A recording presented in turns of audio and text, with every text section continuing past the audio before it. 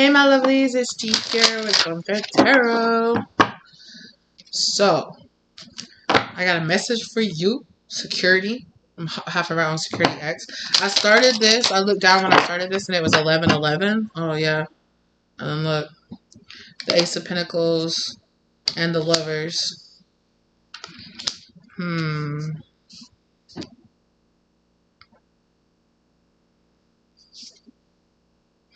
Spirit sending you what you want and what you've been asking for. Something that's meant to be. They're showing me the Two of Cups. And I'm hearing the Star, like the Star card as well. Yeah. Thank you. I was just about to say, but you have to walk away from something first. Like it's divine timing here that this is coming in, but there is a cycle here. Okay. Spirit might really be asking you with this King of Wands. It could be a King of Wands. That they're asking you to walk away from. And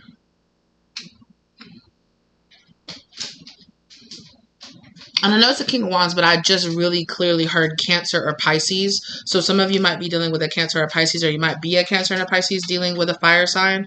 So a Leo or Sagittarius. I'm not really feeling Aries very strong here. Like, oh, this is so weird. If there is an Aries, they're like at a distance or they're far away. Because they're showing me Sagittarius, they're showing me Leo much closer, and then I see Aries like way far, like way back. Like their energy is very passive. Their energy is very in the background. Which is very unlike an Aries. So this person can be at an actual physical distance or at an emotional distance from you if you are dealing with the Aries. Or if you are the Aries here involved, this could be a person that you are already like emotionally distancing yourself with, or even physically distancing yourself away from, okay? I felt like it's been a really big burden here for you to cut this off, to put, to put this at a distance from yourself. But I think that you realize that whatever this was, it really did not serve you. You could have found out here that this person was cheating on you, or you could have found that even if it's not a person, if it's like a situation, it's like, what is the saying that it's like not giving you what you deserve. Like the situation isn't paying you what you're worth, or it really isn't worth your time, or it's not giving you what you deserve. Like you deserve more. You deserve more attention or more affection or more, availability, or you deserve like a job, or you deserve a friendship group who cares about you more, or, a lover, a partner. You deserve family members, whoever this is or whatever this is, you deserve something much better, because it really actually is something that is asking you to compromise your worth. It's like, stay here with me. Like, I know that you deserve more, but stay here with me. And it's this very user energy. And it's this very much this energy of like, it's not really on your side. Because if there is a person here and they know they can't give you what you deserve, or it's a job here that wants you to stay, but knows that they're not going to pay you what you deserve, or knows that they're going to run you ragged for like barely any money, or knows that they're taking advantage of their employees, or they know that corporate has cuts coming down the line, but they're going to insist that you stay. They're going to, please stay, please stay. We need the help. We need the help. We need the help right now. But they know that in a month, next quarter, corporate is cutting hours. And even though you might be getting the hours that you need now, they know that a month from now, you're not going to be getting enough hours to pay your bills. But they don't care. They care about having a body right there, right now. And they care more about that than they care about taking care of you, or looking into the long term, like how you staying there with them is really going to negatively affect them. Or it could be negatively affect them or negatively affect you. And they don't care about it. It's like, I want what I want right now. I don't care if I know I'm not the right person for you. I don't care if I know I'm asking you to compromise yourself to stay with me. I don't care if I know I am emotionally unavailable, or I'm physically unavailable, or, I know that I cannot give you what you deserve. I'm still going to come to you. I'm still, I know that you tell me, oh my gosh, meet your personal faults. This person wants inside. Because I just got this message that said meet your personal vault, and it made me feel like this person wants to crack you, like they want to get inside of you. There is something that you want, and now I'm seeing the Four of Pentacles in my mind's eye. Like there is something that you're holding back from this person because instinct, or from this situation, because your instincts are telling you, don't really reveal your real self. Don't really give your heart away to this person. Don't really actually show up. Don't really get too close to this person. Like your instincts are telling you something's just off about the vibe here. Or you have, you have a boss sitting there saying, please just stay. I know that you're talking about putting your 2 weeks. Please just stay. Please just stay. And your instincts are telling you, whatever, you should get the heck, you should get the heck out of here. Don't listen to them. They're just BSing you. Like, your instincts are right, because there is like a secret enemy here, or there is the secret animosity here, or it's just like this, like, I don't care. Like, I want what I want, and I don't care how it affects you. Like, see how this person's greedy. It's just like, I already have 2 swords, but 3 swords. Sorry, I already have 3 swords. But you see, like, I made you and forced you give me your other 2 swords. I can't even hold all 5 of these swords. I can't even use all 5 of these swords at the same time, but it doesn't matter because I want all of it. Do I know I'm not going to take care of you the way that you deserve? Yeah, I know. Am I just going to use you for sensey, sexual energy? Yeah, I know. Am I a liar, a narcissist, an abuser, or something like that? Yeah, I know. But I don't care. Who cares about your feelings? Who cares about what you need? Even if even if this person, or even if this situation, it's like, it's not like if it's like a corporate thing, it's like, it's not personal. But like, you get what you have today, but today, I'm hearing that today for tomorrow. Like, you're selling today for tomorrow. Like, you are throwing, if you continue down this road, you are throwing away your future to whatever this is. And it's not, it could even be a habit. It's, that spirit is asking you to start that business, but you keep not doing it. Or that spirit is asking you, get into the gym, really get into it, but you don't do it. This is, I know I should be creating this thing or doing that, but I just sit around. But I know that spirit's telling me to not hang out with that, or to not do this, or they're asking me, to step up to this next level, and I know I'm not doing it. It's like today for tomorrow. But I feel good right now eating this whole box of pizza or whatever. But you're trading that for worse health next week or tomorrow. You're going to wake up feeling like crap. It's that kind of energy. It's like this kind of self-serving selfishness, even if it's like, you towards yourself. But I really am getting that there is definitely, like, you definitely could be having self-sabotaging behaviors or tendencies here, but I'm hearing that makes you a mark. That makes you a mark to this person. If you have people-pleasing tendencies, if you have tendencies to self-sabotage yourself, if you have tendencies to, if you have an addictive personality and things like that, this person is looking at you like, how can I use those things against you? How can I use your own weaknesses against you to further my agenda? This is that manager coming to you that knows, you'll pick up every shift, that knows that you'll do this. We just really need you. We really need you, but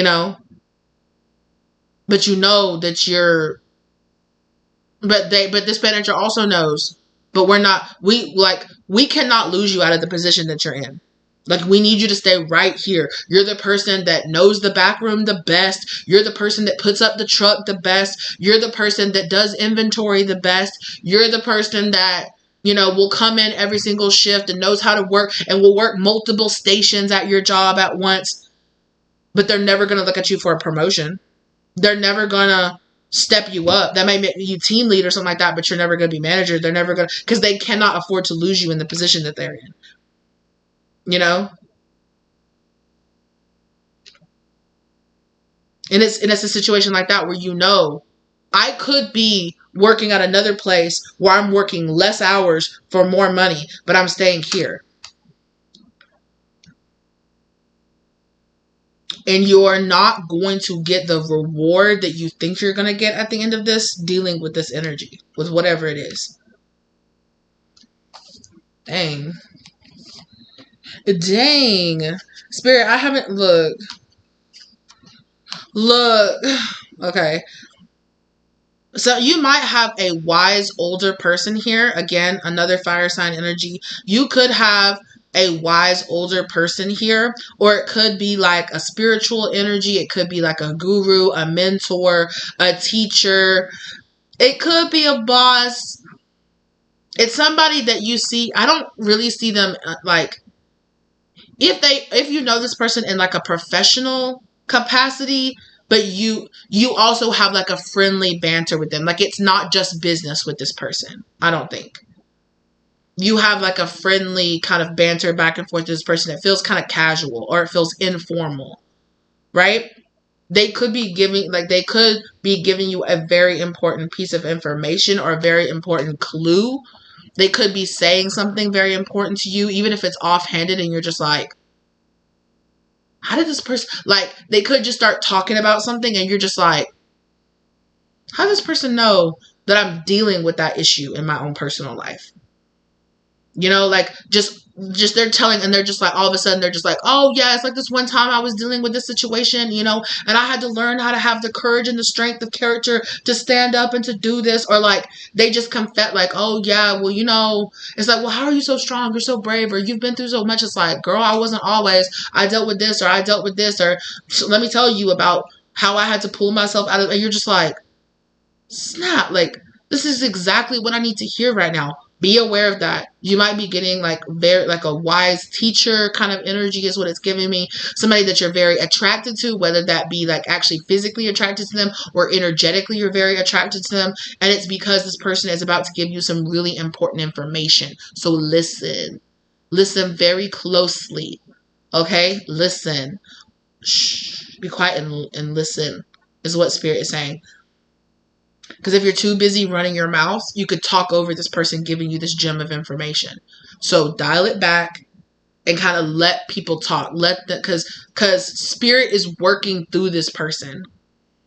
Spirit is working through this person, and they are going to pop the idea, like clairsentiently pop the idea of telling you the story or giving you this information or mentioning some book that they've listened to or that they've taught that's going to give you exactly the information that's going to be very applicable to this situation right now. It could be somebody, you know, that's like, oh, well, here's a really good YouTube. It could even be a person that's like, I watched this thing about cord cutting or something like that, or getting over, you know, your particular things, or, you know, I read this book, you know, getting over shit for dummies, whatever. I don't fucking know, you know? Like, I don't know exactly the details, but it's something like that. No, sweetie pie. I guess no is, yeah. No is really not in her vocabulary, you guys. But again, like I said, Four of Pentacles. There is this energy here of holding back, being reserved. Behind the Four of Pentacles, oh my Lord, this is crazy. Behind the four of Pentacles is the Emperor. And you guys know that my Four of Pentacles is like my pre-Emperor. I'm on the way. You know, there's just that one last thing, that one lesson, that one thing. Spirit is sending you that thing that you've been waiting for. And it's on the other side of really committing yourself to letting go whatever this is that does not serve you, and really stepping into that energy and allowing it to flourish. This is going to bring a very balanced energy into your life, whether that be balanced friends, balanced workplace, your own inner balance. That's really what it is. You are going to be balancing your inner world, so your outer world is going to be reflecting that, as within, so without. You know, you are going to be coming into higher alignment because you were listening to Spirit, you were listening to God, you were listening to your higher self and your instincts guiding you. I'm getting the chills. Okay, on the left-hand side of my body. This is about receiving, right? This is about you walking away to receive. And what are you walking away to receive? Ace of Wands. Ace of Wands. You could be receiving a phone call, a message, a dream. It's something. It's going to touch your heart space. It's going to touch your heart space. And it is really going to highlight to you something that has been 1444 down on the clock. This is for your own protection. Oh, I'm flushed, you guys. This is something that's like secret, very secret. It's something, it's in some kind of mental block that you've had. It's you know, it's something that you're just like, why can't I just make myself do this? Why can't I just do this? Why can't I just do that? You are going to get the information, or you are going to have that, that moment that is going to make you have that realization, like, oh snap, I need to walk away from this.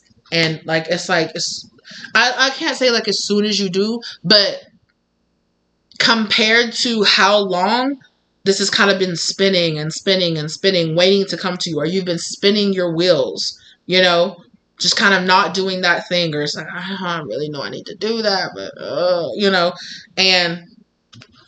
but I'm tired, but I don't have any energy, but like, I would have to get another job to save up money for it, but I would, you know, but I would have to give up my personal time, but I would have to, you know, I would have to reorganize my life, or whatever it is. And Spirit is saying, if you would just trust them and go with this and walk away from this, there's an Ace of Wands on the other side, right? It's you dropping, come on now. 10 of Wands, it's you dropping this burden, you dropping this weight off your back, and you starting the cycle over again with an Ace of Wands, with a brand new passion and really understanding the lesson, right? Hitting that 9 of Wands, getting that information that you need that's going to send you on the journey that you need to go on. You're going to have that Ace of Wands, get that information, and you're like, okay, because the Page of Wands is somebody who has gotten some type of important information, and it has inspired them to go on a journey, to move into the Knight of Wands, and then up to the Queen of Wands, up to the King of Wands, right? To go through that journey of dropping this weight and this burden that's been on your back. And that's going to bring an incredible amount of balance and synergy. That's not the right way to say that word, but I'm hearing that word. Spirit, you're trying to play me right now. I'm just kidding. Spirit, you're trying to embarrass me right now in front of my friends. I'm just playing. Synergy. I'm still not saying it right.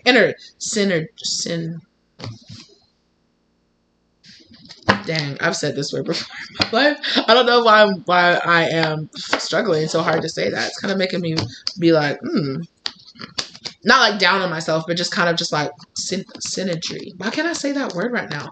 It's like the I don't know why it's bothering me. It's like my tongue doesn't want to move and say the word right. Anyway, it's going to bring more balance into your life. And this is also about you having dedication and having boundaries as well, because I saw the boundaries card. Yeah, this is about you having better like practice, like put it into practice. That's what I'm hearing Spirit say. Like you're gonna have to putting it into practice. Like it won't feel like such a burden when you really start putting it into practice. And the more you practice it, the more that you do it, the more natural that it's gonna be. It's like when you first learn that, oh, I'm a people pleaser, I'm a this, and I have issues with laying down boundaries. I have issues with understanding that no is a full sentence, because I have either overgiven to so many people in my life, or I have a lot of takers in my life. That I've been either conditioned to overgive to, or they've just been, because I'm always offering myself up, Maybe it's like, oh, we need somebody to, I'll do it. Oh, we need somebody, I'll make that cake. Oh, I'll volunteer for the orphans. Oh, I'll do that, and people are just like, okay, and they don't know all the other things that you have going on in your life. I have a friend that every once in a while, we have to sit her down and tell her, like, one of these things has got to go. You cannot be, volunteering to do stuff around the community, and also she's a teacher, and also be a teacher, and also grade all your work, and also be a coach for the soccer team, and also be a elder at her church, which she is, and also organize all these fundraisers and things at school, and also still show up for your family and your 3 kids and your husband, and also, give rides to people around the community. And also, it's just like, girl, like sometimes we have to sit down and we have to tell her, like, girl, some of these things got to go. You're like spreading yourself way too thin. And I think that it's very commendable that she wants to be so involved with the community and that she wants to give her time, that she wants to be involved with those things. And I think that's beautiful, and it's a very beautiful giving part of her nature. But she also does tend, and it's like, because she was telling us that we have a community garden here in like my town that I live in, and she's like, not enough people volunteer for it. So like, I feel like it'll go away. It'll go away. That's a beautiful part of our community. It'll go away if somebody doesn't volunteer for it. You know, if somebody's not volunteering for these programs, they're going to go away. But it's like, but you already have, like, you literally do not have the time to do all these things. Like, you can't be in multiple places at once. You can't be doing all of this, you know? And so for some of you, and it could be like that, you know, where you maybe not everybody, it's because they're surrounded by abusers or narcissists or takers. Like, sometimes, you know, you just have a bunch of people that are like, I need to volunteer to do this. And you're like, I'll do it. It's like, oh, okay. They have no idea about the 10 other things that you already are supposed to do today, you know? So, you know, for some of you, and again, that would go back to, technically, that's kind of like a form of self-sabotage, because you can't be doing these things well if you're spreading yourself out, you know, to all these different places, and you're, you know, and 5 minutes here, and then 10 minutes here, and then an hour here, and then I'm rushing and running, and I'm late to this other thing, and I got to do this, and I got to do that. Like, you're not giving it the energy that it deserves, and it's just because you physically can't. You know, and that would be technically, you know, all this people pleasing and all this like over giving of yourself is this type of self-sabotage that you're doing. Yeah, I told you that 1444, right? That this was some kind of form of protection. There is a form of protection here. Whatever is leaving your life, whatever is falling away and leaving your life is good. And what it is like, for some of you, it's being in this certain stage of like, okay, wait, Spirit's showing me this on multiple levels. Okay. So one, it's like whatever, like they're protecting you and isolating you away from whatever this is that you're needing to go away from. You're going to find yourself naturally being repelled from it. You're going to find yourself just naturally being like, I can't do it. Or just naturally being like, no. Or just naturally being like, I really don't have that drive inside of me to go do that thing, or to give to that, or to go see that person. Like, and it's because you naturally know this is not good for me, or this is draining me too much, or, you know, like, I do not have the energy to do that right now. Trust yourself with that. Okay? Trust yourself with that. But then also, yeah, because some of you struggle with guilt saying no, or you struggle with guilt seeing things go undone when you're like, well, I could have done it, you know, on top of the other 15 things that I'm already doing. Like, no, you couldn't have. You got to show up for yourself, and you got to show up for your family, and you got to show up, you know, you got to show up in the right places. And for some of you too, this is about the fact that spirit is, for some of you, you could be really stressed out because, again, I'm going back to that whole your job giving you less hours thing. One, it could be because spirit wants you to see that you need to go get a different job somewhere else. Two, it could be because spirit wants you to see that when you are not at work all the time and you were at home, like there could be another section of your life, like your kids or your partner, that might be feeling kind of neglected because you're away all the time, you know? And it's like, you might have, like, I see somebody sitting at the table and it's like, oh my gosh, like mommy, I'm so happy that you're here. We never get to see you anymore. You know, we never get to have dinner with you anymore. You know, you're never here to tuck me into bed and read me a story. Like, you're never here to have bath time with me. Like, I'm so happy. Like, oh my gosh, you actually showed up to one of my baseball games. Like, this is amazing. I'm so happy. You know, and you might have this kind of feeling like, I'm stressed out because I need the hours to pay my bills, but also, oh my God, Like, I've been neglecting my kids. I haven't been showing up for them. Like, oh my God. Like, no, my heart. Like, that hurts, you know? It hurts to know that I'm being put in this position to work all these hours and go into overtime so that my kids can have, you know, it's like, baby, I have to work that much so you have that food, so that you have that bubble bath, so you have water, so you have lights. But you can't, that can't be everything you give your family, you know? You have to be there for your family as well, because that's what they really take with them. You know, I'm sure your kid appreciates having food and having water and having those things. And gosh knows it's hard. It's hard nowadays to even provide the basic minimum. But there has to, you know, like, in the end, people remember the way you made them feel. Like, your kids, yeah, they'll always be like, yeah, I always had, you know, I never went hungry. I always had a roof over my head, but I don't have a relationship with my mom. Or I don't have a relationship with my dad, or I have resentment towards them because they were never there. I felt abandoned, or I felt like they were never there, you know, and I understood that they had to be at work or that they had to do that. But like, they're not here. I don't know them. I don't even have a relationship with them. For some of you, you have some ancestors here that are like, one day you are going to realize, you're going to come home and realize that you have a house full of strangers. That you are killing yourself at work to go home to a house full of strangers. That you don't know. You don't know what's happening in their life. You don't know. And if they're not getting attention and affection and emotional affection from you, they're going to go to somebody else. And if you're at work all the time, who knows who that person would be? Strangers on the internet? Who knows?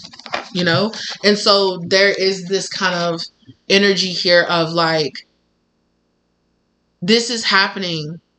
If you can get past the anxiety of, oh my gosh, I'm not getting the hours that I need at work, you'll be able to see, oh my gosh, I haven't been being there emotionally and being present there with my children. Like, I miss this. Or you're going to have an energy of just like you just sitting down and you just being like, oh my God, I have missed being with my kids. I have missed spending time with my spouse. Like, you might have your spouse come to you and be like, you know, when's the last time we went on a date? When's the last time, you know, you were here to help me bathe and feed the kids and go to bed, and we could just sit here and, you know, watch a movie or talk or, you know, have a relationship. You know, and I understand you're stressed and you're moving around and you're going here. Maybe some of you travel for work, but there is going to be a situation here where that's kind of put on halt, or that kind of gets cut down. And Spirit really, really wants you to know this is happening because, and you're not going to see it. Right? Again, this is what I was saying. If you were too busy talking, if you were too busy with your pride, if you're too busy going, nah, I worked this hard because I'm putting food over their head and you're ungrateful. And if you let that energy come out, you are going to be talking too much to receive the message of your child being like, this was the best day ever because you were here for me. Not because when I went over to the lights turned on, or because we had a meal to eat. It was the best day ever. I don't know, maybe somebody has an accent or something, or the little kid maybe pronounces words, you know, in a different way, and it's like, this was the best day ever. Like, it was the best day. It's like, it was the best day ever, yeah, because I got to spend it with you, because you were here to tuck me in bed. I actually got to see you today. Some of y'all are getting up and leaving the house before your kids wake up and go to school. And you're coming home after they've already gone to bed. And you are like a ghost in your house. And I'm not saying this to add to the pressure but this is really like a thing where Spirit is like, you could be working a different job where you could work less hours, where you get the weekends off, where you're not traveling around as much. You know, like, it's really kind of like pressure, like putting on pressure to make you realize, I have to change. I have to change something. Something here has to change. And it is this type of fall that's going to happen here that is going to make you realize, I have to grow. I have to grow. I got to fight my way out of this. I have to grow. I have to find balance. I have to do this. And Spirit wants you to know you are going to be protected while this is happening. But it is this energy of like, I have to. I don't have a choice. Like, the universe oh my gosh, you better talk to these people. Spirit! Okay? Whatever spirit. Hey, sweetie pie. Hi. That whatever spirit is taken away from you, whatever they're cleansing out of your life, okay, is causing an awakening here. Hey. Uh-oh. The love balance wasn't there, was it? She wants attention, but not too much affection, not too much, not being held too much unless she wants it. Things have to be just right, Princess and the Pea, And I have this magic here. There's another card. Security. This definitely has to do with like your financial security or your emotional security, probably multiple things. Tarot card guidance fell on the ground, so for some of you, you need to watch a little less tarot. I'm hearing let go of control. Yeah. There's some kind of control here that you might be like overly controlling or overly spying or overly like reaching out in the energy. Because like if you are constantly getting and watching tarot about a particular situation or about a particular person and you're doing it like all the time, that energy can come off very suffocating to the person, especially if they are energy sensitive. And it can really repel them away from you. And it can really put them in a situation where they're like, you're an energy vampire and you're sucking energy from me all the time. So just be aware of that. Because I speak from personal experience on both sides. On being the person, being the energy vampire, and the person being the person having readings done on me all the time. And it's not fun to be either one. Honestly.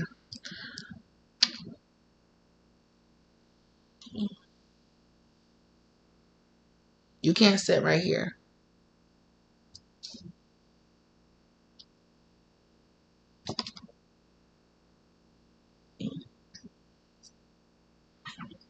This little spot right here, I almost named my cat Spot or Dot or Dorothy. I thought that would be cute too. Then I just call her Dot. Oh yeah.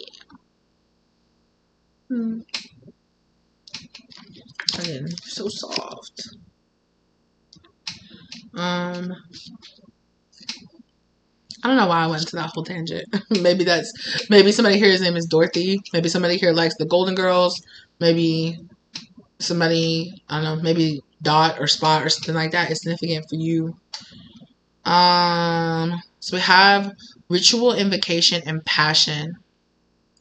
I definitely think for some of you, you were going through this type of, for some of you, this could not be symbolic because we also have candle magic down here. And I pulled these cards to go with this candle magic. So for some of you, you could be doing protection spells. You could be doing like candle magic. You could be doing like ritual burning bowls. It was 333. 3, 4, 3 down the clock right when I said that. Some of you could really be connecting with using these kind of tools like this to connect to your ancestors. Some of you could be doing, what the hell? I was trying to say like rituals for like protection, but I almost said ritual sacrifices. So I don't know what that is. I don't know if some of you, and now I'm hearing like hoodoo voodoo. So I don't know if for some of you, there is like this energy of someone could be doing some of this. Somebody could be trying to like candle scry or like stare into the flames. Okay, Melisandre. I'm not sure. And then I just heard that lady in red. So like a redhead or like people like a woman that wears red all the time. Somebody that calls themselves like a fire sorceress or something like that. Fire witch, something like that. Some of you might consider yourself a fire witch. I dibbles and dabbles and I love doing candle work. I connect really, really strongly, you know. But you might have somebody that some of you might connect. Some of you might connect to that. Somebody here has got somebody that's in their energy that has a very strong accent. Because I keep hearing it in my voice. I keep hearing it in my voice. And I keep, like, somebody here might have an issue, like, English might not be their first language. They might have a really strong accent. They might speak with a very strong accent, a very thick, heavy accent. Or somebody here could have some kind of speech impediment, or they could have a child that has speech impediment, or they could have had an ancestor or somebody around them that has passed over that had a speech impediment or had a very thick accent.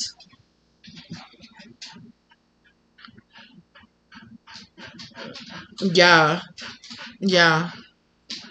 I see that. I just saw like a dark-skinned woman, and I saw her. She went, "Ooh, child, yeah, like that. Ooh, like that."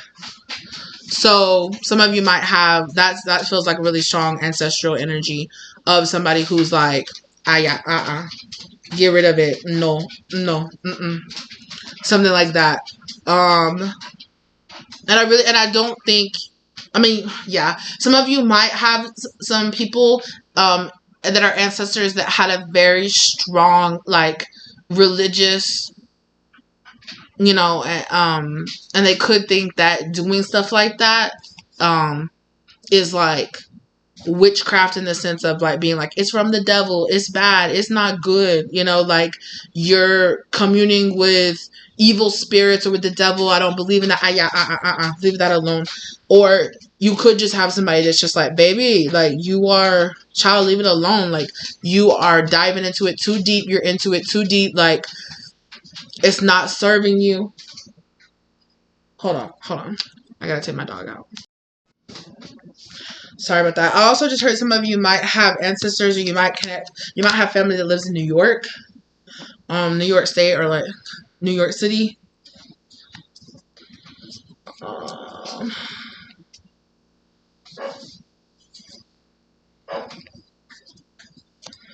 Chicago. Some of you might have like family members. You might live in Chicago.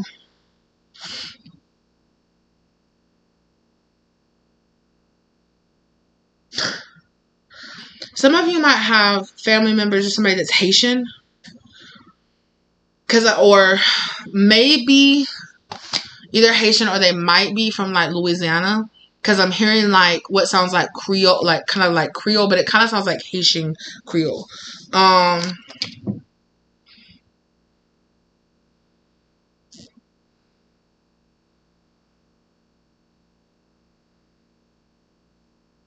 Yeah, I see a woman, and she's speaking, and she's going like back and forth between English and I think it's Creole, and she's kind of like pointing her finger like this,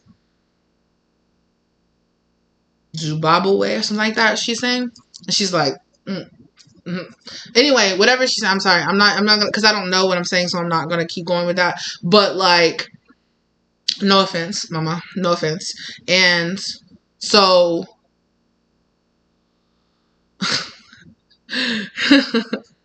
She's funny.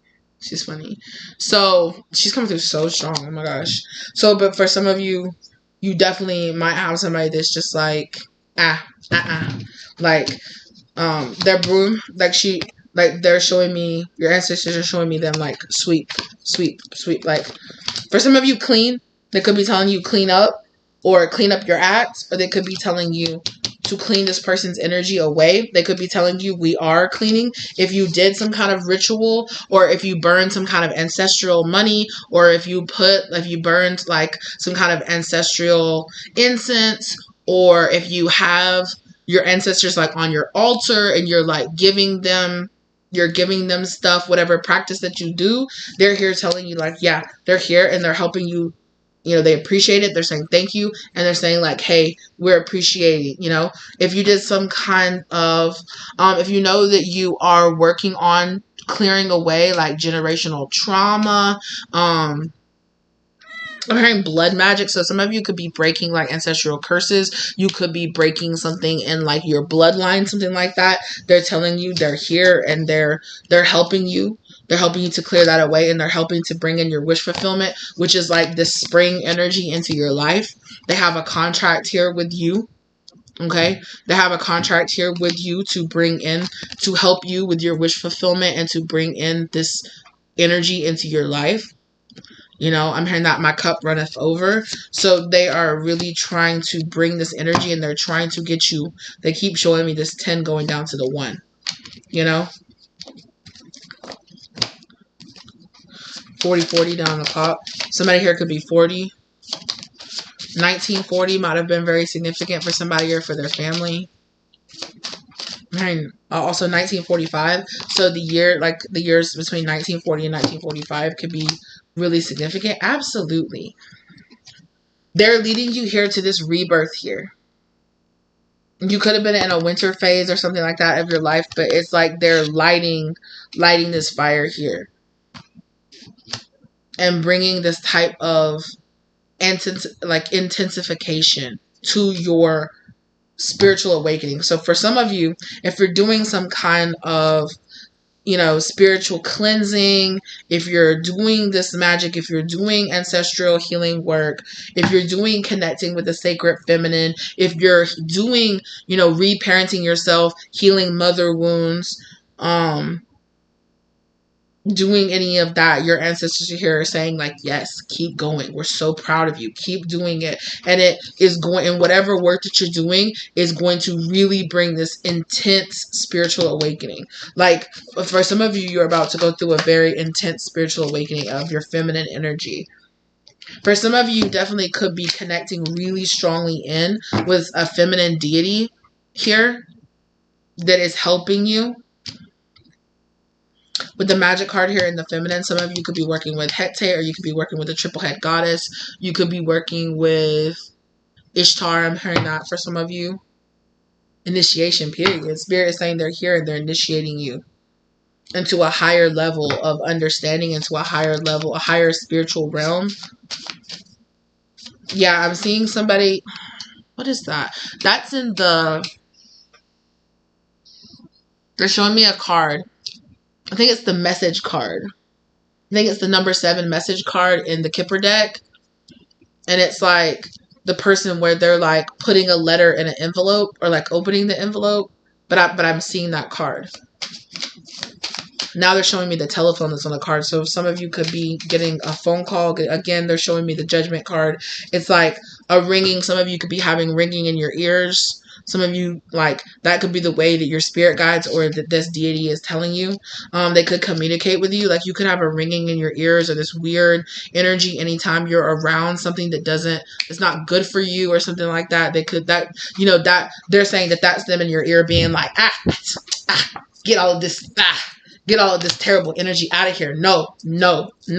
Like, You're doing something and they're like, no, stop that. You know? Exactly. Put an end to it now. Stop playing around with this. Yeah. Because they're saying some of you, you're playing with your life. You're playing with your divine plan. You're playing with the contracts that you made in this life before you came here. Like, you're playing with that. Like, you don't need to play with it. Don't play with it. Power.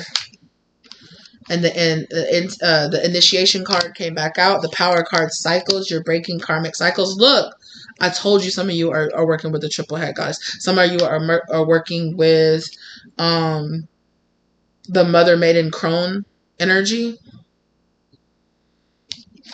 which again is the triple head goddess. Yeah, union.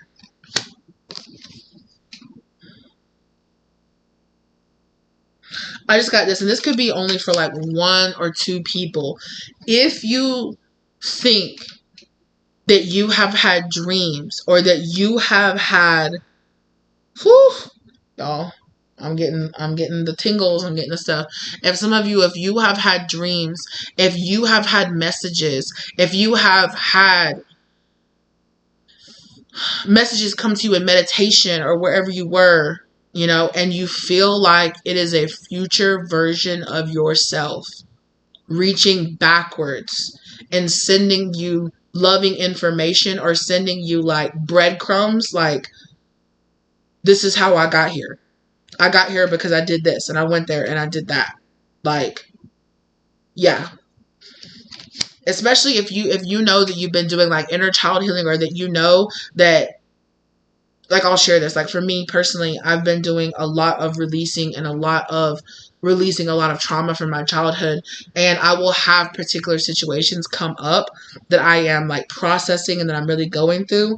And part of my work of doing that is meditating and sending back really positive, loving energy to myself when I was a child and I was in that moment. When I was a child and I was in that moment, and I felt like, I don't know how I'm going to make it through this. It's this sudden inspiration of strength. It's this sudden inspiration of, you can do this. Keep your head up. You can go. And for some of you, you might be remembering that and you're realizing, oh shit, that was future me. Like the me that I am now. Sending that inspirational energy to myself. Or like, if you feel like you're having discussions, or you're having talks, or you're getting messages from your future self. If you were already feeling that way, this is confirmation. This is confirmation for you. Yet if you're doing that type of work, confirmation. It's working. It's working. And when you need to listen to that. You need to listen to that.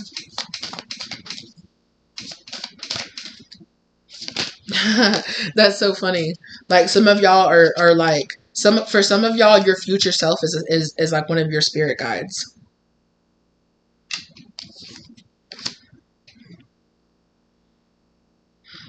And they're like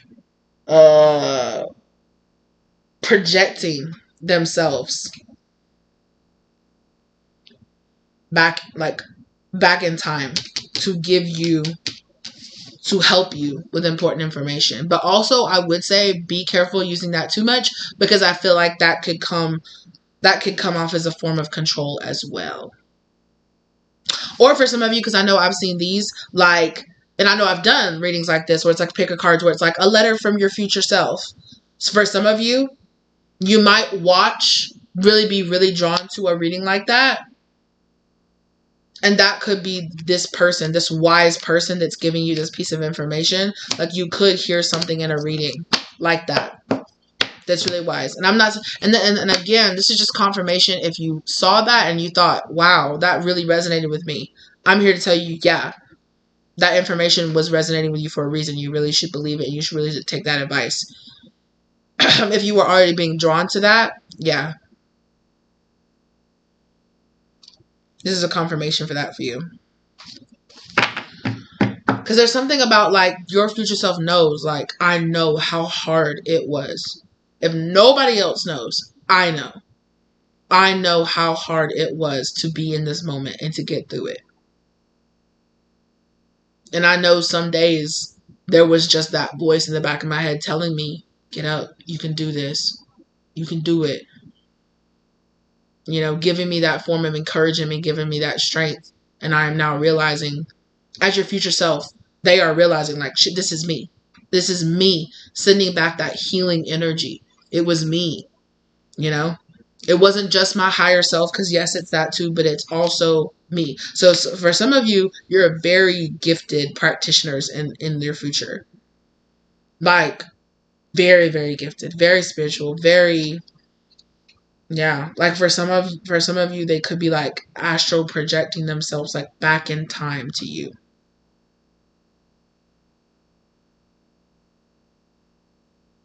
Yeah, for some of you, you could literally have a conversation with either a past version of yourself or a future version of yourself. But again, spirit is being like touchy with that. Like, don't get obsessed with it. Don't get too controlling with it. Don't overreach with it. Like, use it sparingly in the right moments. Yeah. Thank you, spirit. Boundaries. You still need to have boundaries around that.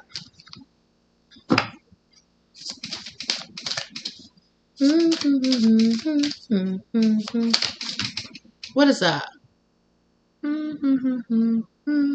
We welcome you to Munchkin Land. Wizard of Oz. So the Wizard of Oz could be significant.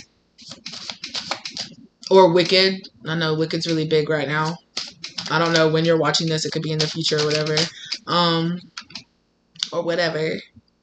Maybe I'm time traveling right now and you're watching this. I know that I got a comment. I got a notification from a comment where a person like commented and they're like, this reading is like 2 or 3 years old and it's so relevant to what's happening today in my life right now.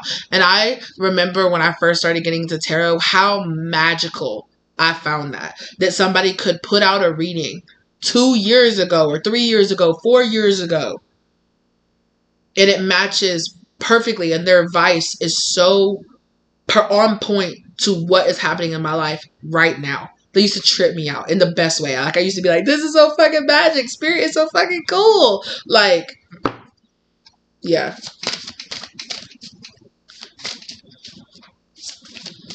And so for some of you, it could, that could be the type of timey-wimey stuff that's happening that you're like, what?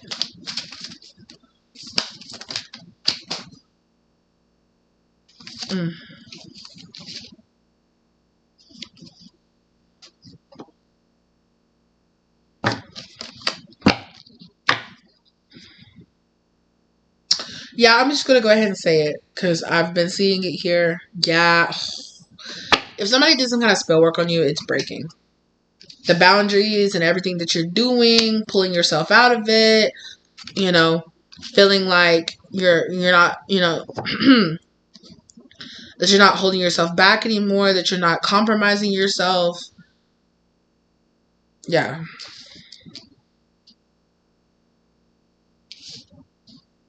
And as soon as I said that, like, I had like throat chakra issues, like a little bit of throat chakra issues.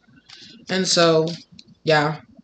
Especially if you feel like somebody wanted you to be silent or wanted to be quiet, or, you know, even if it wasn't like actual real like spell work, like they did an actual spell, it could just be their really strong thoughts and intentions, or if you were overcoming having a very domineering parent or having a very domineering forceful energy in your life that really got you or forced you to be very silent or to not have a voice or something like that. Yeah.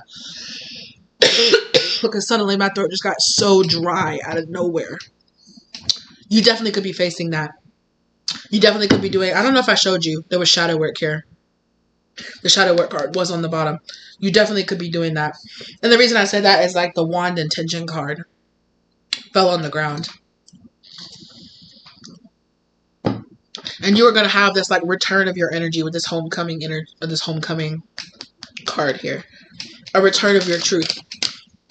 Again, and again, this doesn't actually have to be literal spell work. It could just be where you have been conditioned to hold your tongue, where you have been conditioned to, even like if you were conditioned to lie to other people, or to lie for, to cover up for other people. Something about that too. And again, I was drawn to this boundaries card, so it's like saying no. No is a complete sentence, just no, period. Setting up those boundaries, setting up those things so that you are being cared for the right way. Yeah, period. You are doing so much healing. This is so beautiful. And I feel like this is going to be so peaceful. You're doing so, like, again, with the crow here, you're doing so much ancestral healing, and you're going on that long walk. You're going on that long walk through the jungle. You're going on that long walk through the dark forest. You're going on that dark night. You are, you know, and you are helping. And not only are your ancestors helping to kind of like clear the path in front of you, because you guys see the broom that's right here on the side. I don't know if you can see it. Can you see it? Can you see it? It's right there. You can't really see it because it kind of blends into the woods, but that's the broom. There's like the, can you see it? There's like the broom and there's the handle right there. So it's like your ancestors are clearing the path. They're sweeping. I'm literally seeing somebody like sweeping, which seems so crazy because like they're showing me literally like a dirt path through the woods, and they're showing me your ancestors like sweeping the dirt path. But like they're just clearing the way for you. They're clearing a way and they're showing you a way, and it's so beautiful because it's this energy of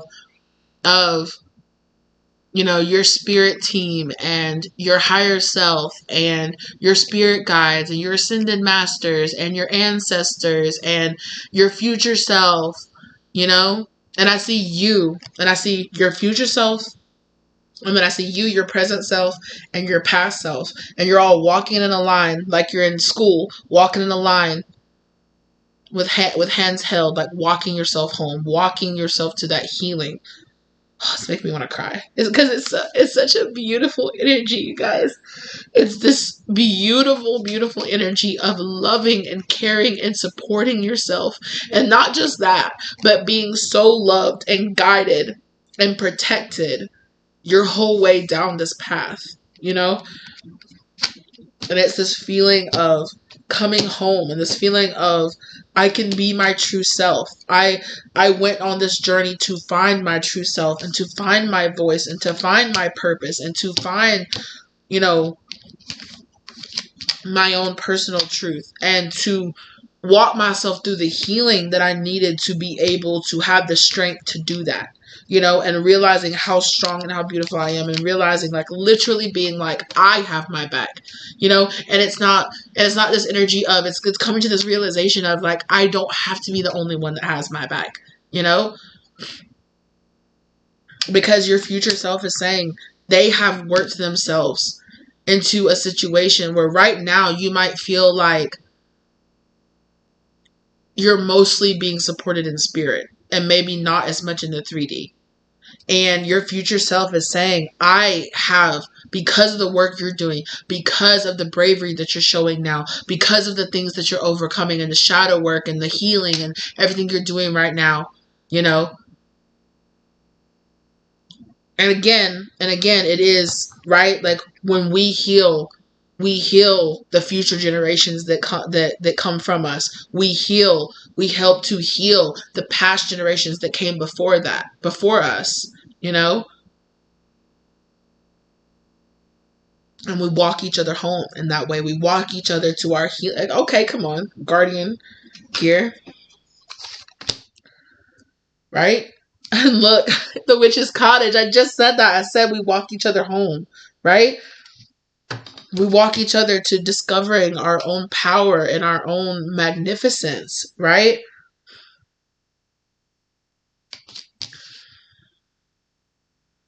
There's a lot of healing energy, especially in the heart chakra and in the sacral and in the lower chakras, like the heart chakra, and then like the 3 lower chakras. There's a big healing in the solar plex chakra, as well as your root chakra, and a huge healing in your heart chakra here. And then it's all blue all around that. So in your throat chakra as well. And there's this huge, like, kind of like bottom half, like the body, right? Not so much like your upper where you're like connected to your spirit guides and you're up in the astral, you know, realms and all of that stuff. But it's like this connection here in the body, feeling safe, feeling grounded, feeling rooted into your body, feeling connected to, you know, to caring, loving family members and friends and people like that, like feeling that type of connection here, you know. Oh, this is really beautiful. I'm so proud of you guys. I am so proud of you guys. Yeah. Getting that fulfillment, getting that cup. My experience, literally, they keep showing me you know, the 3 of you guys, like, walking. Again, oh my gosh. Where is it? Where is it? Where is it? Where is it? Don't tell me I put it back up. I don't remember putting it back up. Here it is. Yeah. Mother Maiden Crone. Your present self, your future self, and your younger self. All of you. And then look, I talked about the redhead. Look. Come on now. I talked about the redheaded witch or the redheaded sorceress here, right? Look. So we're talking about you right now in this present moment. You know, you releasing and healing and connecting to your feminine energy, connecting with your future, connecting with your past, and bringing that into alignment. All three of you, Mother, Maiden, Crone energy working together.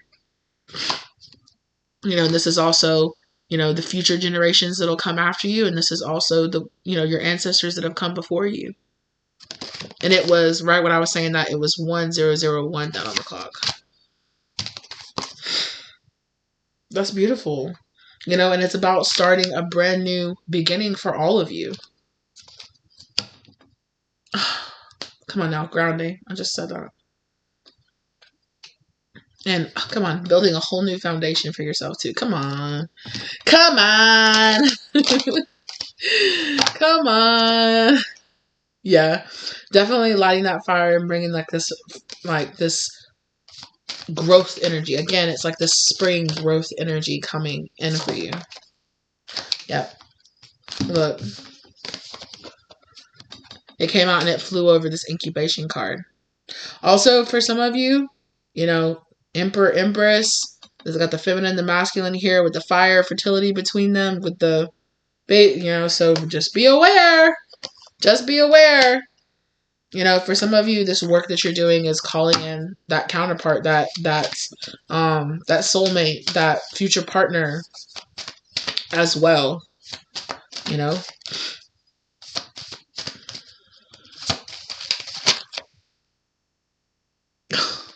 Damn.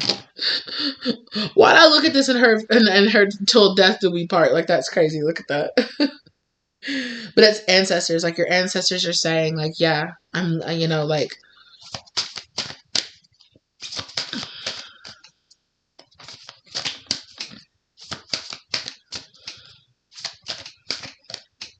yeah, there's something about your ancestors could be helping you to remember things that you've either gone through in the past, like things that you might have repressed could be coming up to the surface so that you can put yourself in that moment and so that you can emotionally walk yourself through those moments and get the closure or get the healing or get the understanding that maybe that you didn't go back.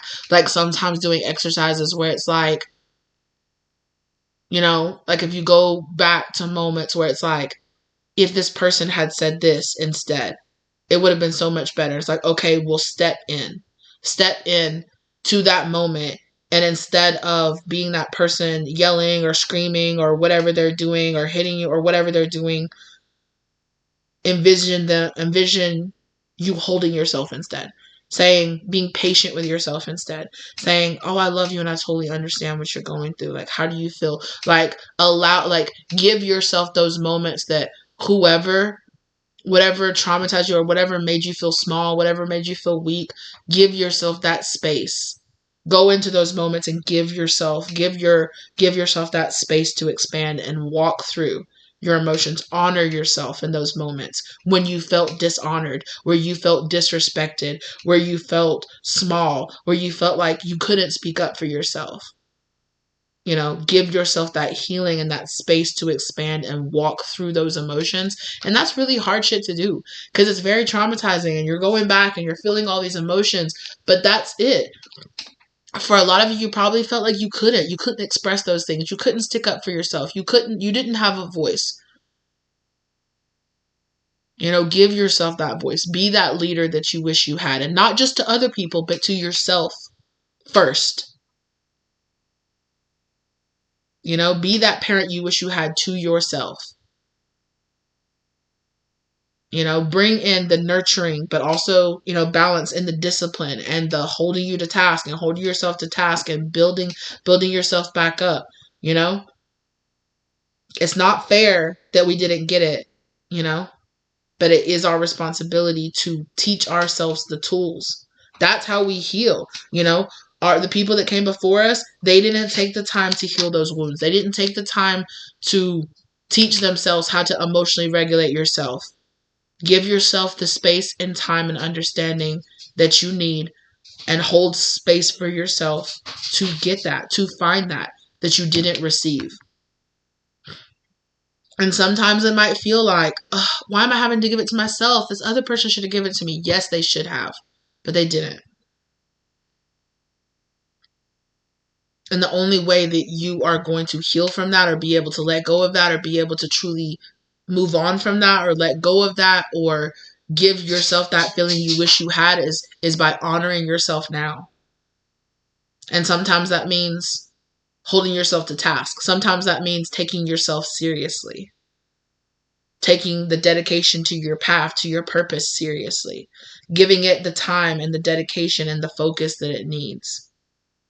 Giving yourself the space, holding space for yourself. Being strong enough to give yourself what you didn't receive. And it can be really hard to be patient with yourself while you're learning how to do that. But for a lot of you, that's what you didn't receive. You didn't have a parent, or you didn't have a guardian, or you didn't have that person walking you through and teaching you how to be patient, how to be loving, how to be understanding with yourself. And if you did, that's great. That's awesome. I am so happy for you. But then that little sentence isn't for you. And it's okay. Right? But, and I know firsthand how hard it can be and how easy it can be to fall back into what you're used to. How easy it can be to fall backwards into, well, I just don't understand this. Well, I just need to get up. I just need to get over it, to get frustrated, or to get angry, or to get mad, or to get sad. Just let yourself feel it. Let yourself work through all the different emotions, because that's why it's coming up now, because you didn't. You didn't work through that. You didn't think through that. Somebody didn't give you that space to work through that and to process that properly. Give yourself the time and energy and grace and care and attention and affection and understanding that you did not receive. And give it to yourself now. And say, I have this trauma because I didn't receive those things. I am not going to bully myself into getting over it or moving on from it. I'm going to give myself the space and the time and the understanding that I need. I'm going to face it. I'm not going to run away. I'm going to be strong enough to face it for myself.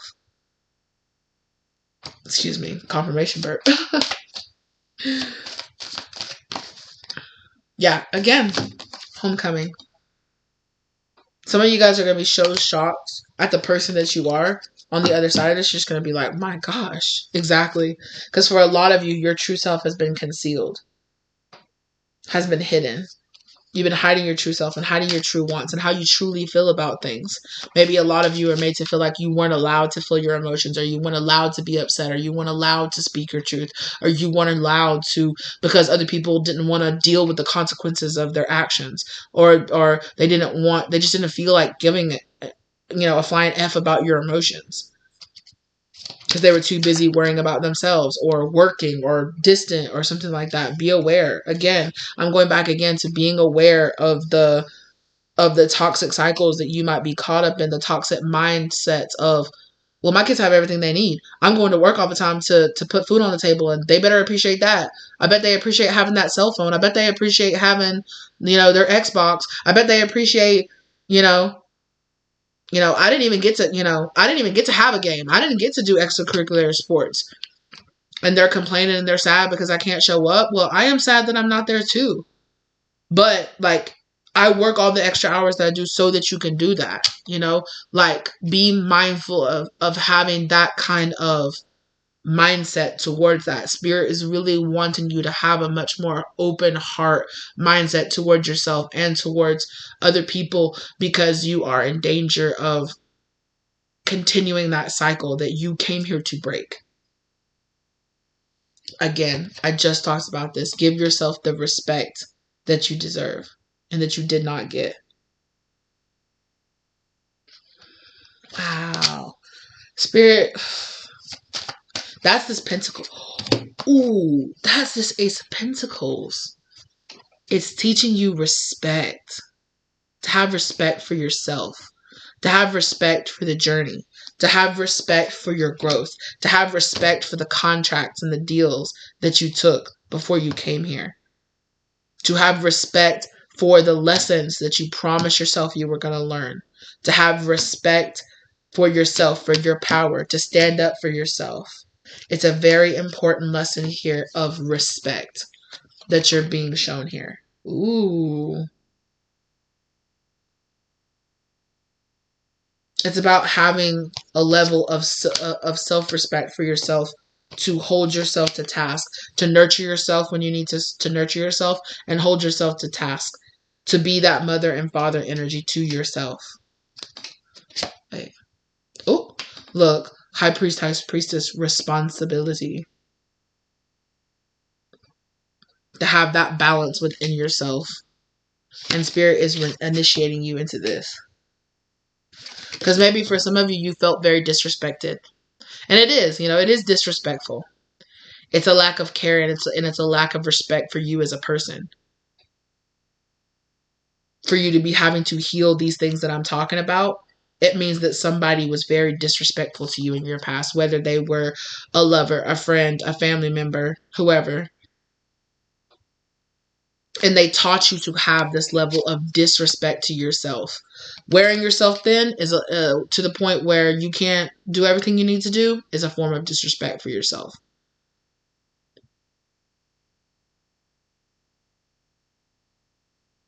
Having your spirit guides give you solutions and then you ignore them, it's a form of disrespect.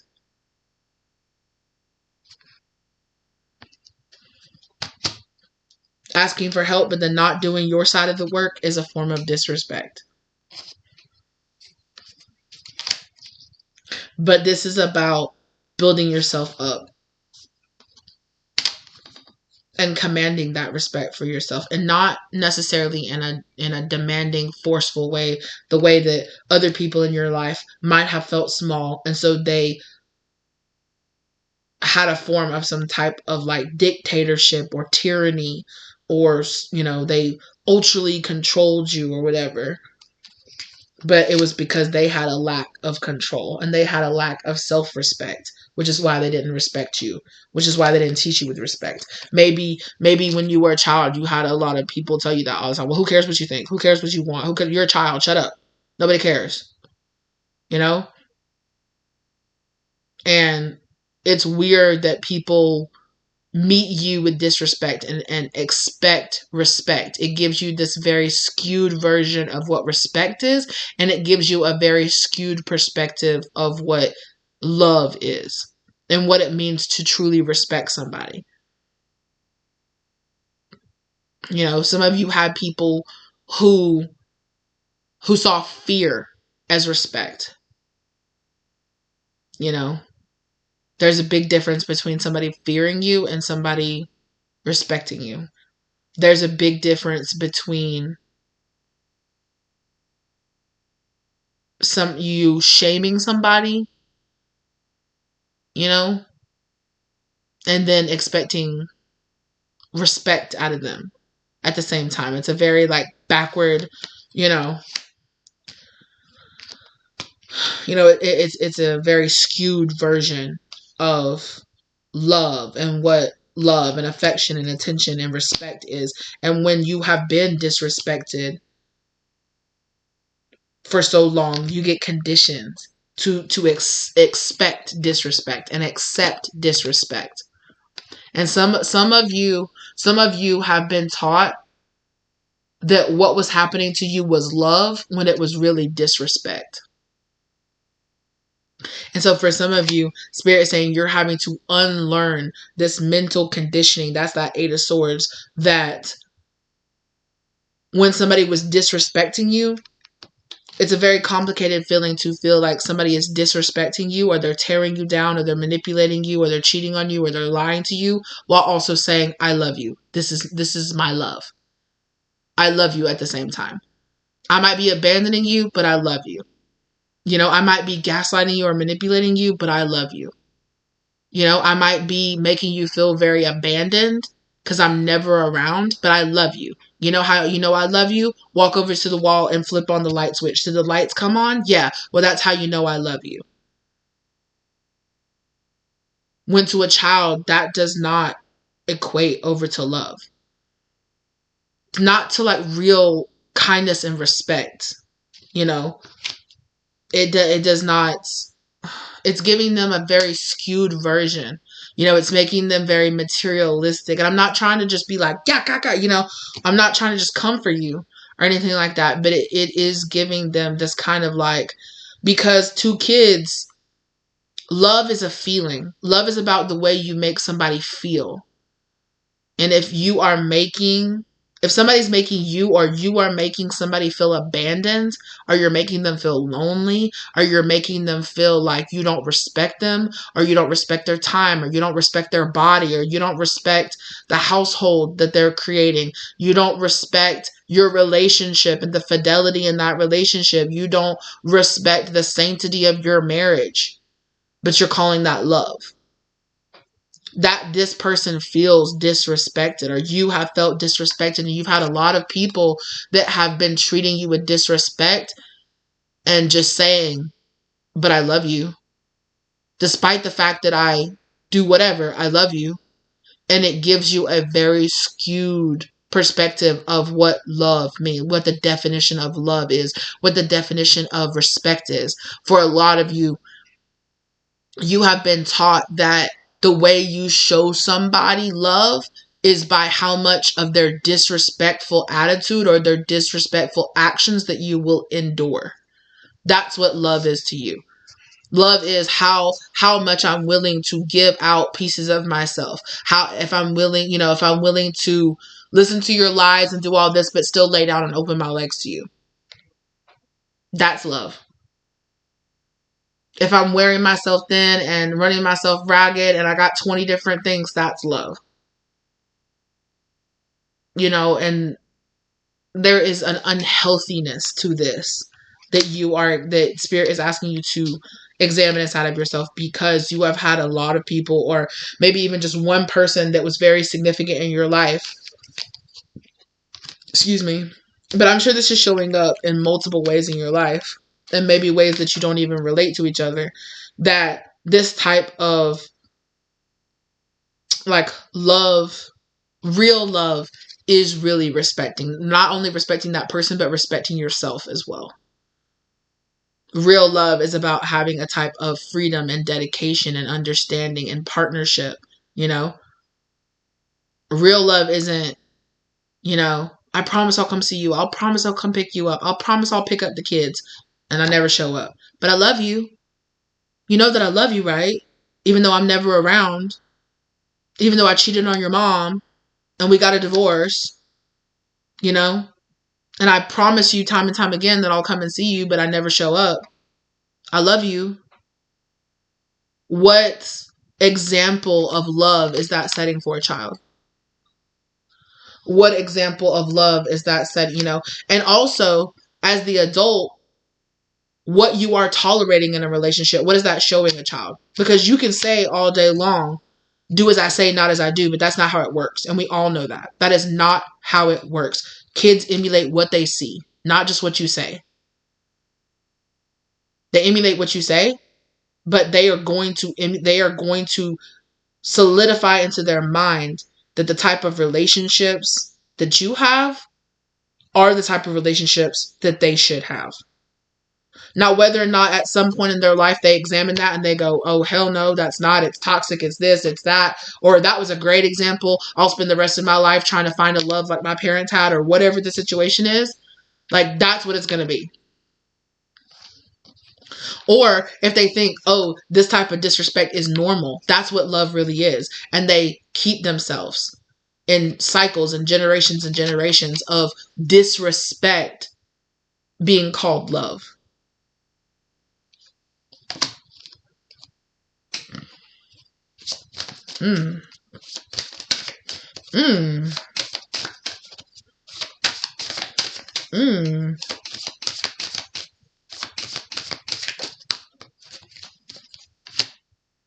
Yeah. This is about examining your foundation here. And examining that foundation of, is it really love or is it disrespect? Is this person showing you love, or are they asking you to compromise yourself? Because love doesn't ask, like, yes, love can be Being in love and being in a relationship with somebody can be about compromise, but it shouldn't be about compromising your self-respect, compromising your safety, your health, compromising your emotional security, compromising those things so that somebody else can act any way they want to, but still just say the word, I love you. And that's enough. It doesn't matter how I act. It doesn't matter if I lie, if I cheat, if I, trigger warning, if I put my hands on you, if I sleep with other people. I still love you though. If I'm never around and you never see me, and again, I'm up before you leave and go to school, and I don't come home until after you've gone to bed, but I love you though. It's still going to create a complicated relationship here. And it is going to teach those kids to prioritize material things over being there and being loving and emotionally supportive to their family. And for some of you, this is a generational thing that you have this ancestor here that's saying, baby, please don't do this. Don't do this. Don't think it's normal. Don't think it's not going to set up good in your family, down the family line. It's not a good relationship. You're going to regret this. For some of you have a future self that's like, for God's sakes, like I said, for some of you have a future self coming through that's like, one day I came home and I realized I was coming home to strangers. To strangers. I got so caught up in just getting up and going to work and being in that and paying bills and doing all that. And I realized, like, I don't know my partner anymore. Are we even partners anymore? I don't know my kids anymore. They don't respect me. They don't care about me. They just walk past me. Oh, hey. Because I'm never around. I'm never creating moments with them like that. I'm never consistently creating and living life with them. Oh, crap. I really need to do something about this. And it's about getting yourself out of this stuck, what can I do about it? I have nothing I can do about it. I have nothing. And for some of you have a future self that's saying it's worth it. Having a good, decent relationship with your kids is worth it. Because one day they're going to grow up and they're going to move out. And you could be a good, and when you move out, and you don't have as many, and now you have free time, and now you want to spend time with them, and now you want to, it's too late. It's too late. Like you're already a ghost to them. You were never around. Why you want to be there now? Oh, now, and to you, it's like, well, I don't, like I worked this hard to get you guys through, to get us through while we had all these kids. And now it's just me and your mom. And I don't have to work as hard. And now I have more free time. And now I have time. But your kids are grown and they have no relationship with you and they have no bond with you. And they don't want to. They don't want to have a relationship with you. They don't want to have a bond with you. They come over for Sunday dinner, talk to you, oh yeah, it's like that. Yeah, I've been doing this. Yeah, I've been dating that girl. Yeah. Oh, hey, yeah, I'm just stopping by to wash some clothes. And then I'm going to go right back to campus. Like, and you're going to be like, wait, stop, talk to me. We used to be best friends. What do you want to talk about? Like, you're a ghost to this person. Like, they don't know you. They haven't built up any kind of bond with you. And you're going to be sitting there going like, oh my God, like, and you might even grow resentful. Like, how could they grow up and move away? Well, you were never there. And they don't have a bond with you at all. You and your partner sit there and you don't even talk to each other. There's no spark in your marriage. There's nothing. You're a ghost in your own house. There's something there about that. Dude, that somebody's future self is coming through on a dark timeline and they're like, please. Yeah, look. I'm talking to the man in the mirror. I'm telling him to change his ways. Yeah. Stop. God, I wish I could go back. Like, God, I wish I could go back. I wish I could, like, don't be me. Don't be me. Don't become me. Stop before it's too late. Yeah, it's giving very A Christmas Carol. It's giving very, Scrooge going back, and the ghost of Christmas past is coming back, being like, where were you? You're just sitting here You know, you have all this money and you have this big house that's going to be empty that nobody's ever going to come to and nobody's ever going to visit you. And are they going to appreciate the fact that they have college degrees and, you know, they have a better life? Yeah, sure. They are. They're going to be thankful for that. But mostly they're going to feel like abandoned. They're going to feel like, where were you? Why weren't you here? Why do you want a relationship with me now? Why now?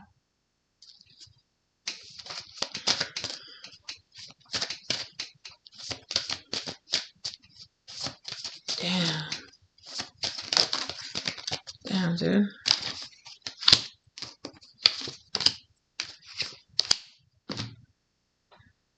Yeah. Security in your ancestors' remembrance. Yeah, it's like something that you do that you like overly focus on some type of form of material security. And it's like this energy of like you can't take it with you. See how these people here, they have, okay, so what did they do to get these gold and to have this gold around them and the sword? They're like a decorated war hero or a warrior or something, and they have, you know, they have like their gilded, you know, like cup and, you know, this fancy, you know, I keep wanting to say watch. I don't know why it's a necklace, but um, but you can't take it with you. You do all these things. You do all these things for what? For it to sit in your grave? All that material shit, you can't take it with you. And the majority of what you leave behind what you really leave behind is the emotions and the type of love that you pass down in the world. That's what you really leave behind. And that's what your ancestors are coming through to say. Like, whatever this material wealth is or whatever this is that you're like overly fascinated with, you can't take it with you. And there are more than one types of security that you need to worry about that a child needs. They also need, they don't just need physical security. They also need emotional security. They need to know that they're loved and they're cared for. And for kids, it's very simple. If you're here and you're in my face and you're loving and you're caring at me and you're smiling and you're holding me and you're reading books with me and you're helping me do my homework and you're telling me, you know, you're petting, you know, you're, oh, bud, I'm so proud of you. Look at you. You hit the home run. Yay. Like, that's what they remember. That's what they take with them. They do not take turning on the light switch or, you know, opening up the refrigerator and having food. They do not take that as love.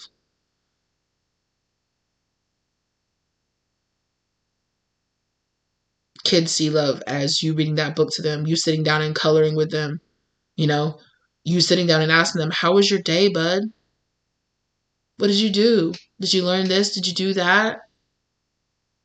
Oh, yeah? And I'm doing this, and I have this person, and I'm talking to this girl, and we did this, and we did that, and oh, that's awesome, you know? Let's go throw the ball in the backyard. Like, hey, I'll sit down and play a round of Fortnite or whatever with you. Like, whatever modern day kids do. Because I sound like such an old person. Talking about, let's go throw the pigskin in the backyard, Tommy. You know, but it's that. It is those moments. It's when your kid is, hey, babe, what's wrong? Nothing, no. Like, I can see there is something wrong. Like, you need to talk to me. And it's about being able to have those moments with your kid. Being able to be there physically and be like, I love you, I care about you, and I'm going to show you that. Just to know that you can. Because it could take 20 times of them being like, I'm fine, I'm fine. But that one time that they're really going to break down, that they're really, you know, that they're heartbroken because, you know, their first love, they're going to know that they can come to you and they can talk to you and they can open up to you when they really need to. And even if they brush you off, or even if, yeah, it was fine, my day was fine, blah, blah, blah, they're going to remember. As they get older, they are going to remember that my parent was there asking me, how do you feel? How are you? I care about you. I want to be involved in your life. You remember those things. They might not appreciate it now. They might not understand how to appreciate it now as a child, but when they get older, they will. They will look back and they will be like, holy crap, I had like the best dad in the world. or like they were always there. They were always showing up. They were always asking me how I was. They kicked ass and they worked all day and they still came home and they were still like, I'll help you with your homework. Let me bathe, like, let me bathe you sounds wild for like an older kid, obviously. But like, they were still there to tuck us in and to tell me that they loved me. They would still, even though they came in after I'd already gone to bed, they came in and they were like, hey, how are you? I know mommy's put you to sleep, or I know daddy's already put you down, but I just wanted to come in and say, hey, and tell you that I love you. It's like, Dad, can I stay up and read a little bit extra, or can I do this? Like, yeah. Or on the weekends you're there, or you're there. You're actually there during like family vacations, or you're not in your office, or you're not on your phone, or you're not scrolling on Instagram, instead of putting that phone down and making attachments with them. Like, that's what they're going to remember. And there's something here about that, like all this stuff that you're working so hard for, like all the material stuff, you can't take it with you. And it's not even what people are going to remember, because like nobody came along. This sword isn't like sitting above their son's fireplace. Oh, I remember my dad. No, it's just there, rusting in the grave. Nobody cares about it. People care about the way you made them feel. That's what you pass along. And Spirit is really wanting to teach you this lesson. They're throwing so much energy behind that. It's about the connections that you make with people. Yeah. And this is a cycle that needs to end. You haven't been allowing it to sink in. You haven't been allowing it to end yet. And Spirit is saying this needs to end. Oh, that was the Hierophant. And that's a form of commitment. It's the truth.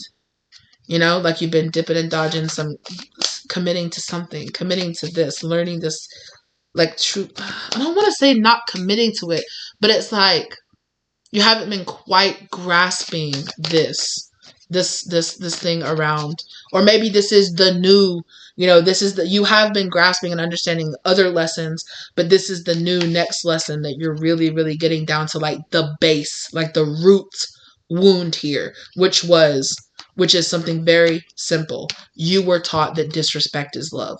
That's not true. And that's the foundation that all of these self-sabotaging, all of these people cleansing, people pleasing wounds and everything flows all from. You were taught that disrespect is love.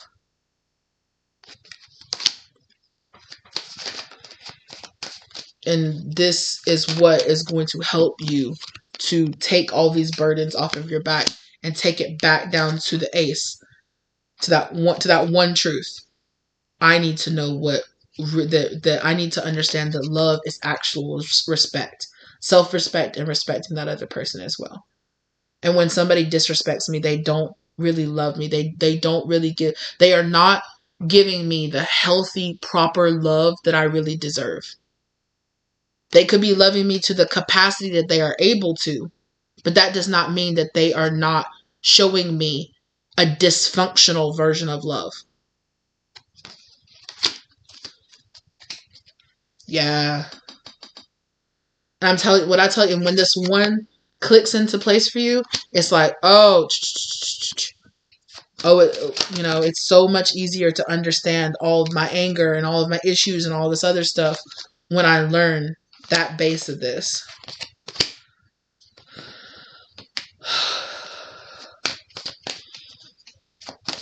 What is this? Ace of Cups. A Knight of Swords in reverse. A Knight of Swords in reverse being clarified by an Ace of Cups. And then we have Prosperity here on the back of the deck as well.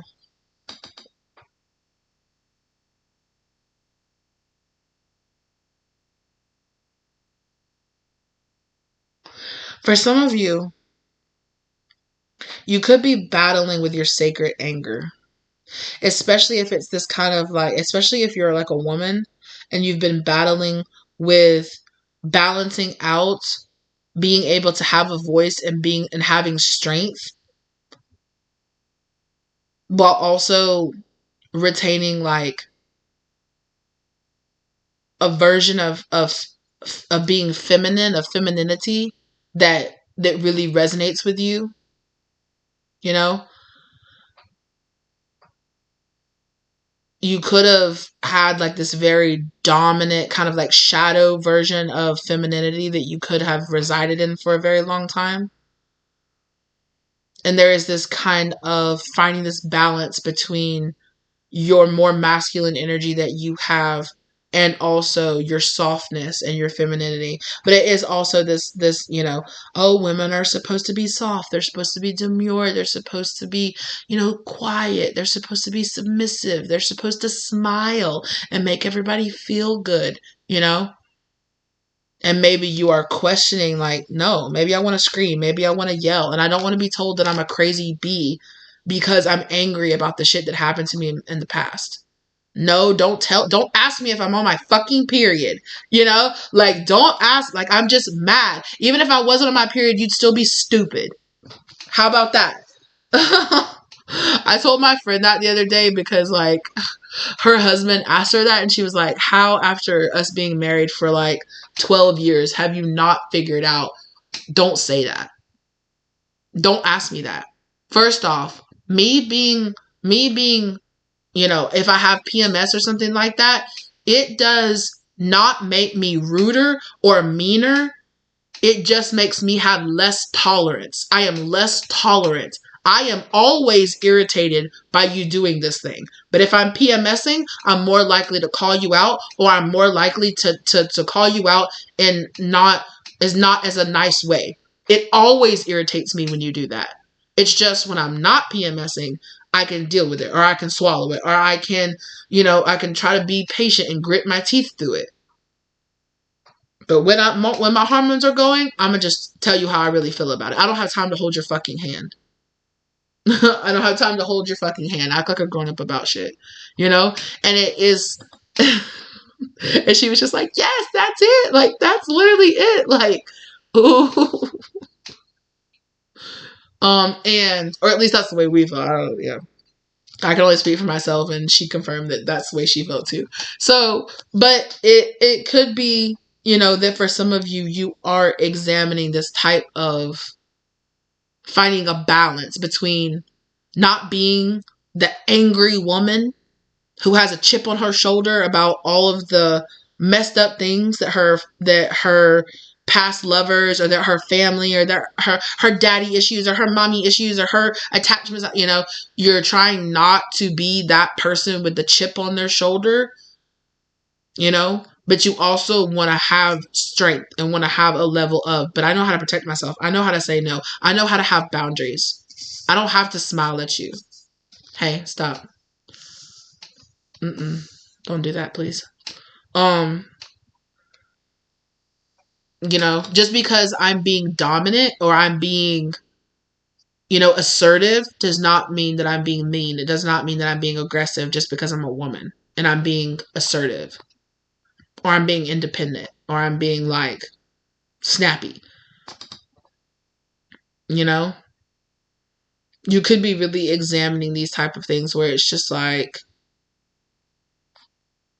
I don't have to smile.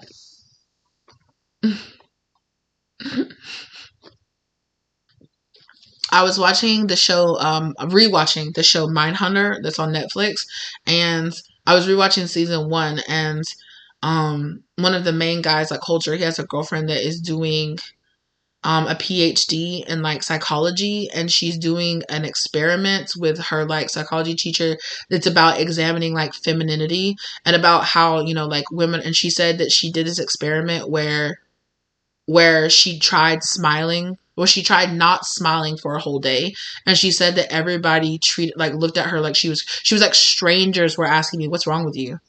Just because I wasn't smiling when I met their eye. Just because, and this happens to me too. I've experienced this firsthand in real life, and it's infuriating. Like, maybe I'm having a bad day. Like, maybe I had a fight with my partner, or maybe my mom's in the hospital dying of cancer. Like, you have no idea. Don't tell me it's not that bad. Smile because you passed by me in Walmart. Fuck you. I don't want to smile because it makes you feel better, or because you think, oh, you'd be so much prettier with a smile on your face. Eat a dick. Sorry, YouTube, if you don't.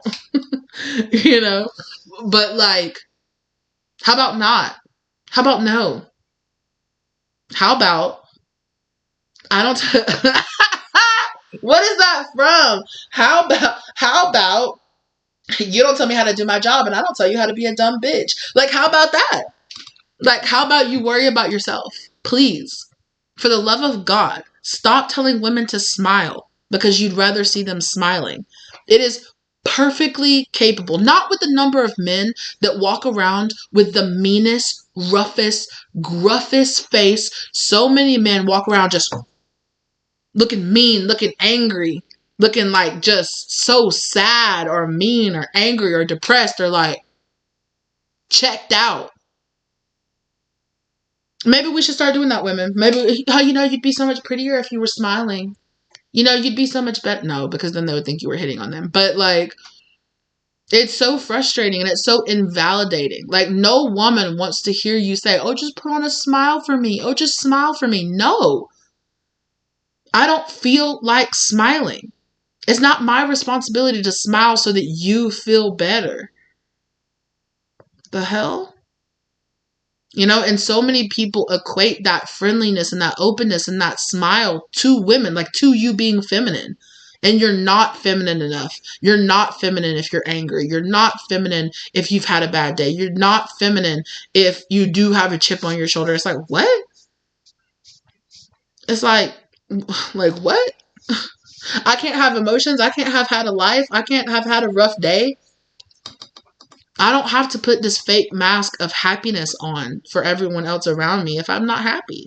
Like, I don't have to do that. And for some of you, maybe you are. For some of you, maybe you are. Because I get that a lot, you guys. Because I get complimented a lot on my smile. I get complimented a lot on my smile, and I appreciate that, and I really love that. But if you are a person who is, and I'm pretty smiley. I'm a pretty smiley person when you see me out in public and things like that. Like, sometimes it depends on the person that you ask.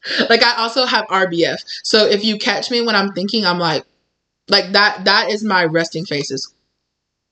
And I look mad, but that's just my resting face.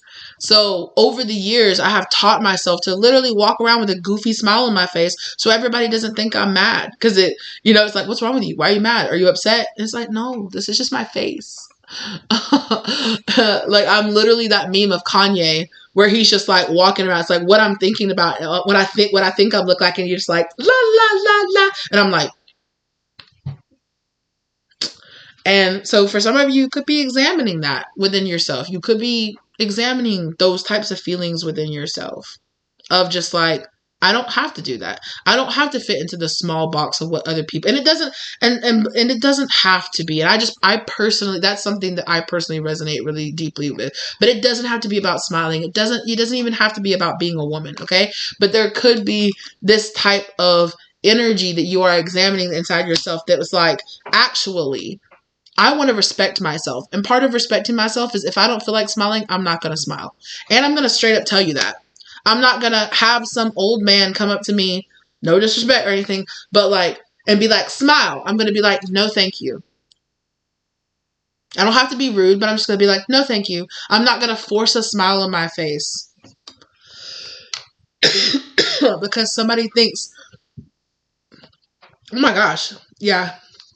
I'm not going to force myself. I'm going to honor how I'm feeling in this moment. And I don't care if you think it makes me less feminine. I don't care. Like, my emotional trauma needs me to care about myself, not care about you and your feelings and how you feel about shit. At least in that circumstance, right? Yeah. And if you are a person and you've said that, don't say that to people. Even if you're another woman. Don't say that to other people. I had a coworker, this was like a couple of weeks ago. I was having a really, really bad day. And I came around the corner and she just came around the corner and went, smile! And then just kept walking. I came like this close to cussing her ass out because I was just like, B, you don't know You don't know me. You don't know my life. You don't know what I'm going through. Please don't tell me to smile. Please don't invalidate how I'm feeling in this moment. I do not have to smile.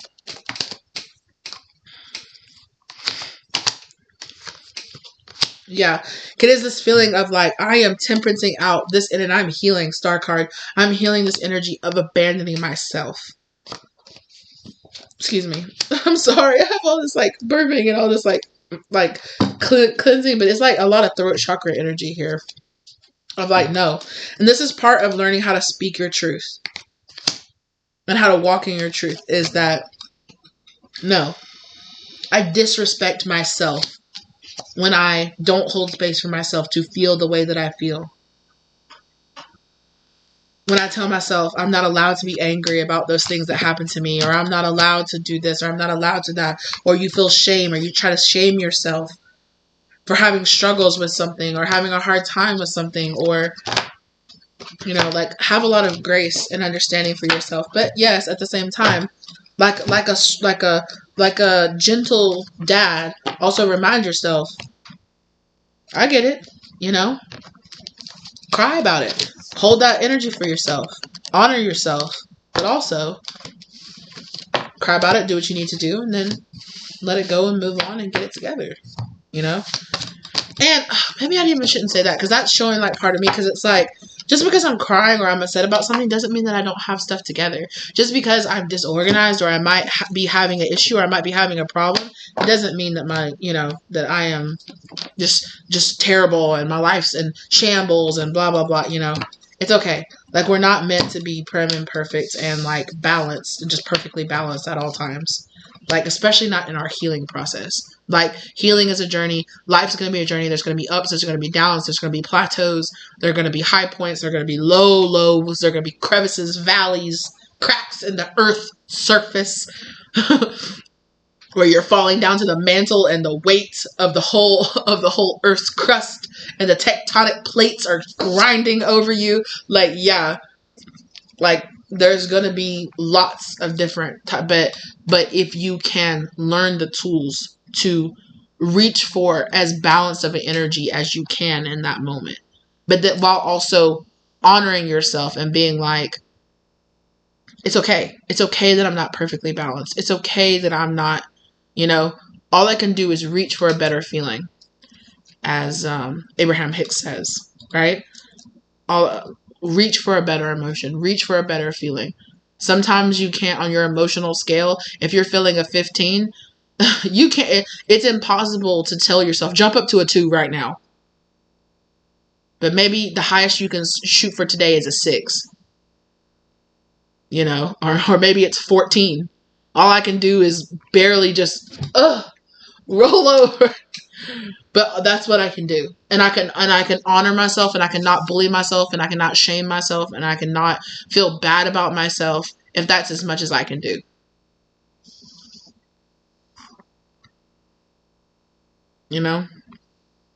So it's that kind of energy. Come on. Come on. Okay, this has definitely been more than long enough, but it's been a minute. I've been giving myself the time and energy that I need. And I know I haven't been posting it regularly at all for the past few months, but I've been doing a lot of my own inner work, and I've been doing a lot of shadow work, and I've been doing a lot of like personal healing on my side. And yeah, I might take, I might keep taking a break for a little bit, just because I need to show up for myself. Not that I don't love you guys. I trust you guys. You got it. You can go back and watch older readings of mine. There are other people out there. It's okay. I'm okay. I'm okay with it. I can't show up for you guys the way I really need to if I'm not showing up for myself. And if my energy, I just can't give it the way that I would love to be in a great place where I was uploading videos every single day and like really killing my consistency. That's great. But if I can't do that, I'm okay with that too. I'm okay with that too, because I really gotta, I gotta show up for myself too. Yeah, I gotta deal with my issues first. As much as I love you guys, and I do. I appreciate you guys and I love you guys. And you guys have taught me, just doing these readings has taught me so much, not only about myself, but about the world and about God and about spirituality and everything. It's so beautiful what you guys have really helped me to unlock inside myself, and I'm so grateful for you guys. And I don't ever want you guys to feel like I'm not grateful for you if I'm not as in the comment section as you might want me to be, or I'm not as active on my channel as you want me to be. Just understand that when I'm not being active on my channel, it's because I'm showing up for myself. And it doesn't necessarily mean that I'm going through a rough patch. It just means I need to pour my energy into myself in that moment. And I hope you guys are understanding of that, and I hope you're okay with that. And I appreciate the grace and the gratitude, and I appreciate us all holding our hands, while we're walking across the crosswalk together, and we're just helping each other walk each other home, and we're helping our ancestors, and we're helping our future generations, and we're doing the healing work, right? So thank you guys for being here with me. I appreciate you guys ever so much. And I'll see you lovelies in the next one, okay? Thank you for being here. I really appreciate you guys. I don't know. If there's like a crow emoji. What? Emoji? I'm sorry, you guys. It's like 1 o'clock in the morning. I just came home from working like a full shift at work, and I'm really tired. But I was like, you know what? I know there's a reading inside of me. So, and clearly there was. Sorry it was so long, but like I had a lot to say. And so I hope it gave you the love light clear that you were looking for. Thank you to your angels, spirits, ancestors, guardians, masters, and guides. Did I say ancestors? And ancestors. I'll say it twice. It's fine. They came through really strong in this reading. Thank you to them for guiding you through your journey and guiding you through here to this reading to receive this message. Okay. Thank you to my angel, spirits, ancestors, guardians, masters, and guides. You guys rock. I love you guys so very much. And I appreciate all of you. And thank you to them for helping me to deliver this message, as well as keeping me safe as I did so. If this resonated for you, comment down below. Put the blackbird, the crow, bluebird, some kind of bird in the emoji down below. Oh my gosh, I gotta go. Oh my gosh. Okay. I appreciate you guys so very much. If you feel guided to get a personal reading from me, my contact information is listed down below. I appreciate you guys so very much, and I will see you lovelies in the next one. Bye. Who knows what it'll be, but bye. Oh my goodness. Bye, you guys.